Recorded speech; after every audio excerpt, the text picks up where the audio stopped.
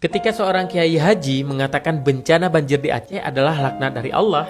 Teman Kongko, kita tidak mampu menahan diri untuk tidak merespon pernyataan seorang pemuka agama yang dengan gamblang menyebutkan bahwa bencana banjir yang telah hampir 2 bulan melanda Aceh adalah laknat dari Allah di hadapan jamaahnya ini. Kata Gusti Allah sami Aceh kota Serambi Mekah.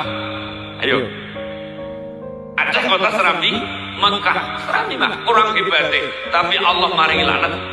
Hancur itu. Kenapa? Pengen merdeka baik. Sebenarnya ya teman Kongko, komentar-komentar negatif beberapa warganet kepada masyarakat Aceh yang sedang dilanda musibah ini sempat mencuat beberapa kali. Walau kesannya para penghujat ini tidak memiliki hati nurani karena masih menyebarkan kebencian di tengah bencana alam ini, namun anggaplah yang berkomentar adalah manusia-manusia yang tak paham agama, yang hatinya telah begitu kotor dan dipenuhi oleh kebencian. Namun rasanya tercengang binti syok batin ketika pernyataan tak pantas ini keluar dari seorang pemuka agama yang digelar dengan Kiai Haji. Kiai Haji itu kan gelar untuk orang-orang yang dihormati dan dianggap memiliki pengetahuan agama yang tinggi dan juga merupakan seorang pendiri pondok pesantren. Koreksi ya teman Kongko kalau kita salah. Nah, bayangkan seorang Kiai Haji berani mengeluarkan pernyataan bahwa banjir Aceh adalah laknat dari Allah karena Aceh ini ingin merdeka. Ras Haji lagi tegepak nggak sih teman Kongko? Ini seorang Kiai Haji loh. Seharusnya pemuka agama menjadi orang yang pertama kali mengajak mendoakan yang baik-baik, mengajak introspeksi diri agar pandangan terhadap musibah ini lebih bisa dimaknai untuk muhasabah diri, bukan malah membuatnya seolah-olah menjadi sebuah kutukan dari Allah. Hal seperti ini nih teman Kongko tentunya tidak bisa kita biarkan. Kalau tidak, akan ada lebih banyak orang lagi dengan semena-mena menjadikan latar belakang agama sebagai alasan untuk menghakimi yang berakhir dengan provokasi. Miris sekali ya teman Kongko.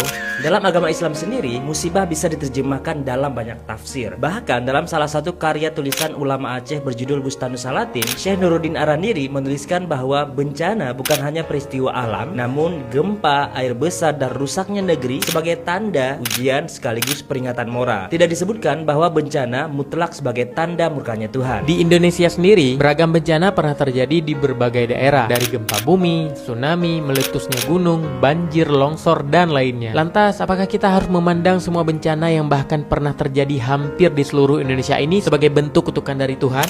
Semoga dalam masa bencana ini kita saling mendoakan dan saling menguatkan. Kalaupun tidak mampu membantu secara langsung dan bahkan tidak mau membantu sekalipun dalam bentuk doa, diam akan lebih baik.